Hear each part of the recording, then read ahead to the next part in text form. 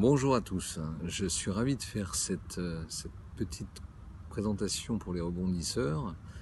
J'en ai profité au moment d'un déplacement pour m'arrêter dans un endroit sympa, au soleil, avec de l'eau derrière moi, qui est l'élément que je préfère le plus, que c'est l'élément le plus imprévisible.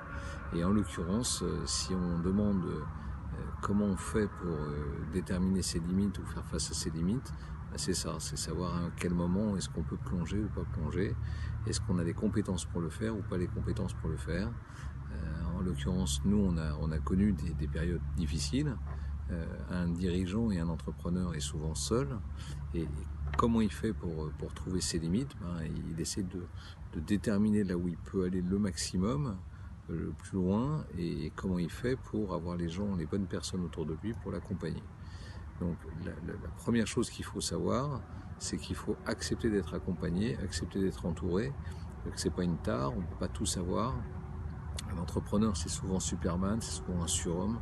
C'est pas vrai, c'est un être humain comme les autres, et il peut pas tout faire, il peut pas tout absorber, il peut pas tout enregistrer. Donc ça, c'est pour moi la clé du succès, elle passe par là.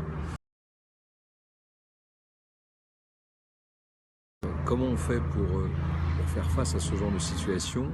En l'occurrence, quand ça nous arrive, et nous ça nous est arrivé en 2005, au moment où l'entreprise avait 10 ans, on a cru qu'on n'était pas arrivé, mais 10 ans c'est une belle période. On a investi, on a doublé la taille de l'entreprise en termes d'espace, en termes de superficie, et en même temps ça devait nous faire doubler le chiffre d'affaires de l'entreprise. Et là on a commis quelques boulettes, on a effectivement peut-être aussi fait une erreur de casting à un moment donné avec les bonnes personnes qui n'étaient pas autour de nous.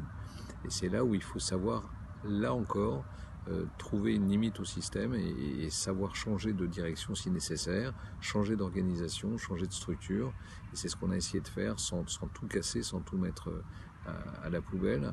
Et on a reconnu la même situation en 2007 au moment de la crise financière, et on est en train de vivre la même chose avec la crise du Covid. Et pour autant, avec un peu d'anticipation et un petit peu de sagesse et d'écoute, on a réussi là encore à passer ce cap. Enfin, en tout cas, je l'espère. Je suis très positif pour ça, et il n'y a pas de raison que ça ne se fasse pas. Une astuce pour bien s'entourer, c'est peut-être d'accepter d'aller chercher justement les personnes qui ne nous correspondent pas. Et pas pour faire la bagarre, pas pour être en rivalité, mais plutôt pour s'écouter, pour voir un peu comment les choses peuvent se faire, avec un espèce d'effet miroir qui vous permettra d'avancer et de grandir. Si vous avez une personne de bonne qualité en face de vous et que l'intelligence joue son rôle, normalement les choses se feront. Voilà. Bonne journée, à très bientôt, et franchement, vive les rebondisseurs.